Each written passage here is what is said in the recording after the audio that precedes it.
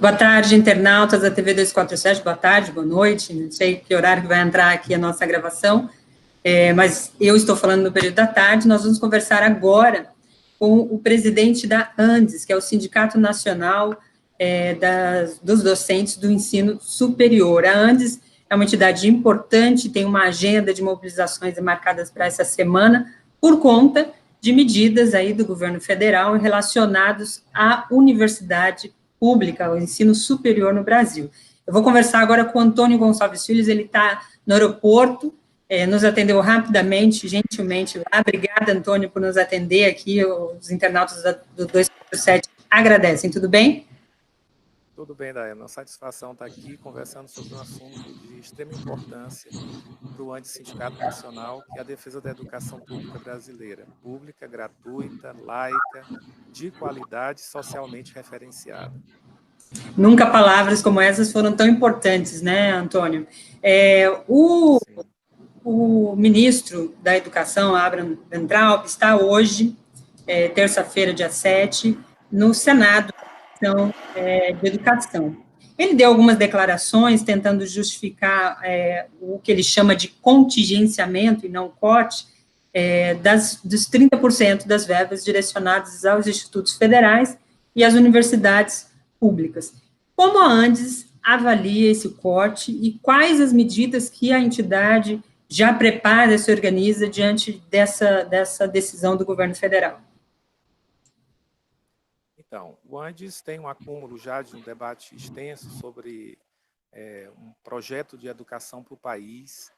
Nós já fizemos 3 encontros nacionais de educação, temos um olhar muito crítico sobre o Plano Nacional de Educação, mas entendemos que o que o governo apresenta hoje é o projeto de educação do governo Bolsonaro. É um projeto que se apoia na hierarquização do processo de ensino-aprendizagem, com o objetivo de, obviamente, provocar um retrocesso na educação, onde a maior parte da classe trabalhadora teria acesso apenas a uma educação instrumental, ler, escrever, e uma elite que teria acesso à universidade, à produção do conhecimento. A gente já viu isso. Então, esse é o projeto. Obviamente, eles se utilizam de uma crise econômica, que nós do ANDES consideramos como uma crise do capitalismo, uma crise estrutural, para, através do contingenciamento, fazer valer o seu projeto de educação. Então, isso não é só um contingenciamento, isso é o projeto que está sendo posto em ação, que começa com o contingenciamento das verbas da educação, tentando dividir a classe trabalhadora entre a defesa da universidade e do ensino básico, como se fossem antagônicas, e elas são complementares. A gente não vai conseguir desenvolver o ensino básico sem que a universidade forme professores, por exemplo, né? E é horrível ouvir de um ministro da Educação os critérios que ele utiliza para dizer que tem que cortar em ciência e tecnologia e tem que cortar em disciplina, em conteúdos, em campos como a sociologia e filosofia, com o argumento de que não tem impacto. Qual o critério que ele utiliza para verificar o impacto de uma pesquisa no campo da sociologia ou da filosofia? É porque tem uma concepção instrumental de educação que tem que transformar tudo em lucro, né? Aquela educação voltada para o mercado de trabalho, e não uma educação que possa ser capaz de emancipar cada homem e cada mulher, que é o que a gente quer. E eles querem fazer um processo educacional que persista com o processo de alienação do trabalhador e da trabalhadora brasileiros. E a gente está justamente na contramão disso. A gente quer uma educação que seja emancipatória, uma educação que vá para além da habilitação para um fazer laboral, né? E essas disciplinas, esses campos de conhecimento, como sociologia e filosofia, são fundamentais, né? Então, não se sustentam do ponto de vista lógico, mas esse é o projeto, e é um projeto que nós temos que combater. Correto. Antônio, essa medida, ela vem em 4 meses de governo, né? São 30%, tanto dos institutos federais quanto nas universidades públicas, que tem como uma das características, e fortes também, não só no Brasil, como na América Latina e em todo o mundo, algumas delas, forte participação nas pesquisas científicas, né? Você falou dessa questão do impacto das matérias, das áreas de humanas, que eles colocam coisas tão distantes do científico, né? Porque parece uma visão até primitiva, né? Do que é o estudo científico, acadêmico, né? O estudo científico não é só matéria, né? Não é só produzido matéria, ele também produz conhecimento, pensamento, reflexões. Vocês, como professores, diante de uma situação tão drástica, né? Porque tratar disso dessa forma nos dias com apenas 4 meses de governo demonstra muito do que pode vir à frente. E aí a importância Sim, da mobilização de vocês, não é isso? sem dúvida. Para esse governo, a ciência que não produzir uma patente que vai gerar um produto a ser mercantilizado, ela não tem valor, né? E é justamente a gente entende que a educação ela é um direito, ela não é uma mercadoria. Inclusive, essa é uma palavra de ordem que a gente utiliza nas nossas ações.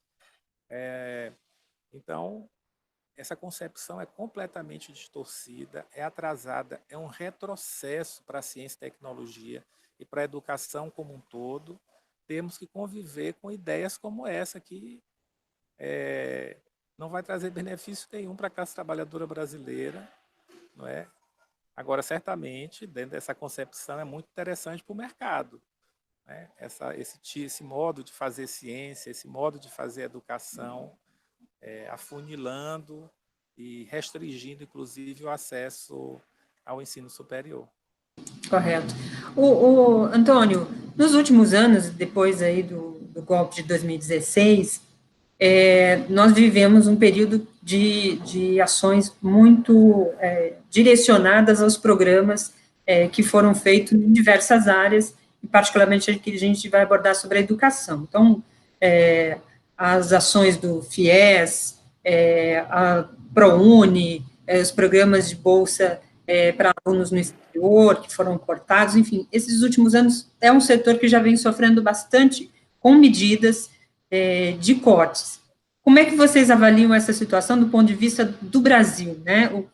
A gente está falando de pesquisa científica, a gente está falando de produção de conhecimento.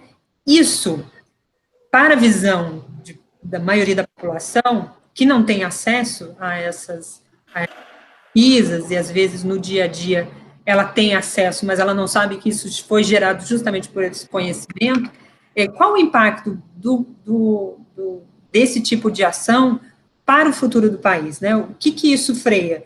Porque, e aí eu queria que você entrasse bem nisso, porque quando você fala do ensino básico, parece que é uma coisa mais emergente, né, mais urgente de se tratar, porque a criança precisa estar na escola, né? Então, o governo faz uma conta para a cabeça das pessoas que parece muito lógica.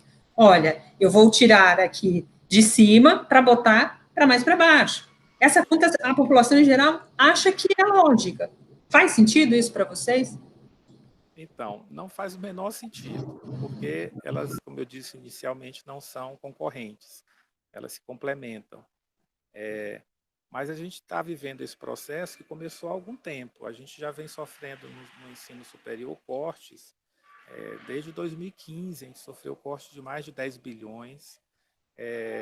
Depois foi aprovada a emenda constitucional 95, que já foi que possibilita essa concorrência dentro do orçamento, já que há um teto. Isso foi aprovado por 20 anos. Então, esse processo ele já vem de algum tempo, e a gente tem lutado contra ele também já há bastante tempo, porque nós entendemos que esse modelo de educação de mercantilização da educação, esse modelo que hierarquiza as ciências, que acha que a ciência e a tecnologia e a educação tem que estar voltada sempre para o mercado e não para a vida, né, para a humanização das pessoas e para a melhoria da vida, que a gente tem que ser feliz, né? Então, é dentro desse contexto que a gente faz política. Agora, a forma que isso afeta a vida das pessoas vai ficando muito clara a partir do momento em que uma pessoa da periferia, um negro da periferia, que está sendo hoje oprimido e exterminado pela política de segurança, não consegue chegar no ensino superior, não consegue ter acesso a uma universidade pública. A gente tem muitas críticas à forma que se faz investimento em educação. Nós entendemos que a educação ela tem que ser pública, com financiamento público. A gente entende que o FIES ele transferiu muitos recursos que poderiam ir para instituições públicas e foram para instituições privadas. É tanto que o nosso desacordo, um dos nossos desacordos com o Plano Nacional de Educação, é que ele não faz essa diferenciação entre público e privado. E a gente entende que a educação ela tem que ser pública, com financiamento público, e achamos que se esse investimento que sai do fundo público, que vai para a iniciativa privada, se fosse investido nas instituições públicas, a gente daria conta. Mas isso tem que ser feito dentro da autonomia que as instituições têm que ter.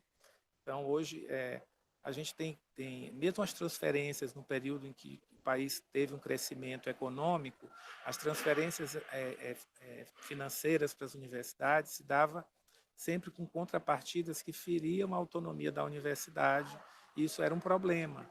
Então, a gente entende que a universidade ela tem que ter a sua autonomia didática, científica, patrimonial, como diz a Constituição, e o financiamento tem que ser público. Isso é muito importante, porque é justamente isso que vai permitir um ambiente em que as pesquisas e até a própria educação se desenvolva sem a mercantilização, sem a necessidade de estar tendo que gerar uma patente para ter direito a uma bolsa.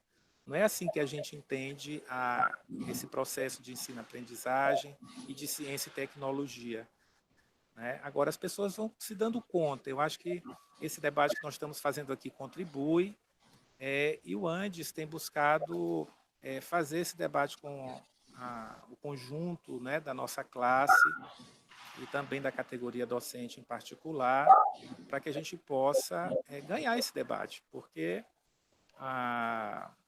essas medidas anunciadas em nada vai trazer benefício para o povo pobre do Brasil, muito pelo contrário. E isso não é algo do momento, isso é a política. Não é um contingenciamento pontual que vai permitir um crescimento econômico e uma recomposição do financiamento da educação. Não. Isso é a política, esses cortes só tendem a se aprofundar. Isso já vem de algum tempo, passa pela emenda constitucional 95 e chega nesse contingenciamento absurdo que a gente vivencia hoje. Era uma tragédia anunciada, né, Antônio? Sim. Queria que... É um processo. Queria que você falasse um pouco também, uma das medidas e das declarações do ministro sobre a questão de filmagem de professores que supostamente, segundo a ideia e a lógica dele, estaria cometendo doutrinação em sala de aula. Muito tem se falado, a gente aqui no 247 também abordou essa questão com vários especialistas, fundamentalmente apontando a questão da liberdade de cátedra. É um ponto que hoje é mais aprofundado, mas você já tem discutido isso com a ideia da escola sem partido, não é isso? Isso. É tanto que o Andes, juntamente com outras entidades da educação, lançou a Frente Nacional Escola Sem Mordaça. A gente fez uma atividade, inclusive, dentro do Congresso Nacional, a partir da contribuição do nosso grupo de trabalho, que é o GTPE, que é um grupo de trabalho de política educacional. E nesse debate sobre a educação, a gente pôde aprofundar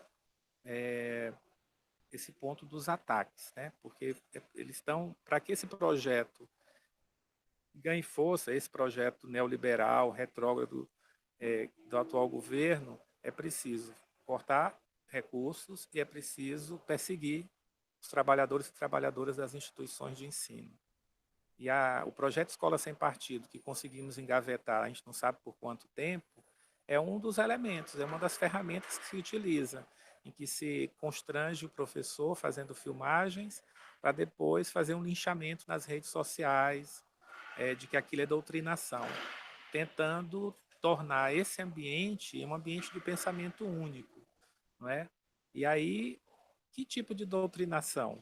Porque, na verdade, o ambiente da universidade, por exemplo, ele é um ambiente diverso, é de múltiplas ideias, elas têm que fluir, elas têm que se expressar, e desse modo é que a gente constrói o conhecimento, é deste modo que a gente avança.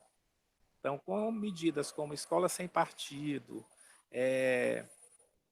que faz parte do projeto educacional desse governo, eles querem incrementar a perseguição aos docentes, e a gente tem reagido a isso firmemente. No âmbito do sindicato, a gente tem uma comissão para acompanhar esses casos e temos dado orientação aos docentes no que tange a filmagem da sua aula, né? Tudo isso a gente tem feito orientação porque a liberdade de ensinar, ela é fundamental no processo, né? E o governo, com o mote da caça ao marxismo cultural, né, que é assim que eles chamam, entre aspas, eu acho que nunca leram Marx, acho não, tenho certeza. Com essa desculpa, estimulam, fazem um discurso autorizativo, né, da criminalização do fazer docente. Isso é inadmissível em qualquer sistema educacional e o nosso sindicato tem se posicionado firmemente contra medidas como essas. Correto. As medidas do governo e a mobilização de diversos setores têm resultado também numa mobilização internacional.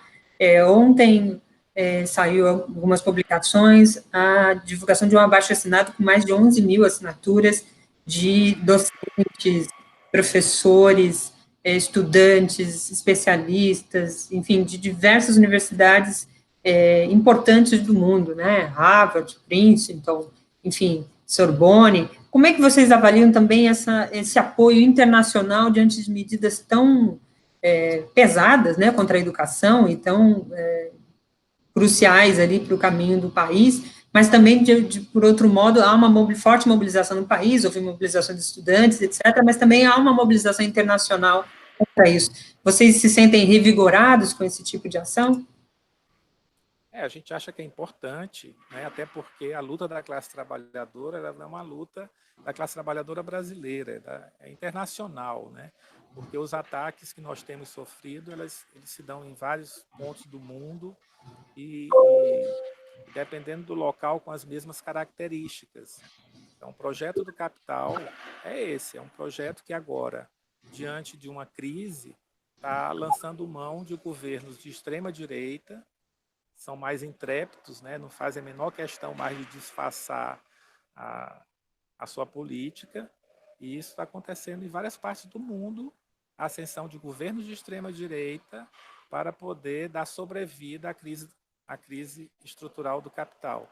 E quando a gente vê manifestações vindo de outros países, isso nos revigora sim, porque a nossa classe ela tem que se unir em todo o mundo para derrotar todas as políticas que nos retiram direito, para derrotar todas as políticas neoliberais e para colocar a classe trabalhadora como protagonista do seu próprio destino.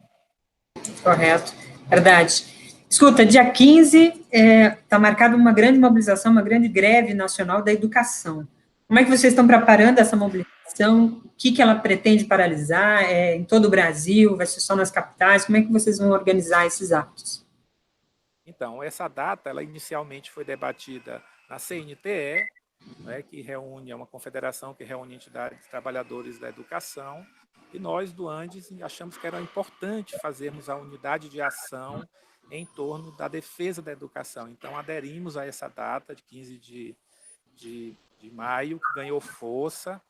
Então, E as pessoas estão entendendo que não é uma data de trabalhadores da educação, é uma data de todo trabalhador e trabalhadora do Brasil, independente da área. Então, não é um movimento de uma categoria, é em defesa da educação. Então, isso ganhou muita força, a gente está muito animado de que vai ser um dia de paralisação, é a greve da educação. A gente vai parar o Brasil dia 15 para defender a educação pública, gratuita, e denunciar esses contingenciamentos que, na verdade, são um projeto educacional que está em curso. Denunciar esses cortes na ciência e tecnologia também. Hoje, amanhã e depois vão ter ações em Brasília também, no que tange ao corte da ciência e tecnologia, e dia 15 fazermos uma greve geral da educação, como preparação para a greve geral.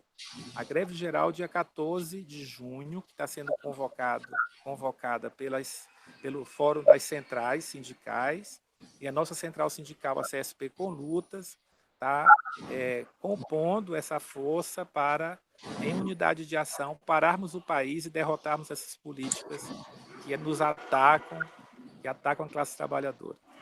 É isso aí. Antônio Gonçalves, muito obrigada. Nós conversamos aqui com o presidente do Sindicato Nacional dos Docentes das Instituições de Ensino Superior, a ANDES. Queria agradecer a sua participação, sei que você está na correria, é professor também, segundo me informaram, então, além da atividade sindical, tem que dividir lá com provas, com correções de trabalho, etc. Muito obrigada por nos atender, boa sorte, boa luta, contem aqui com 247 sempre.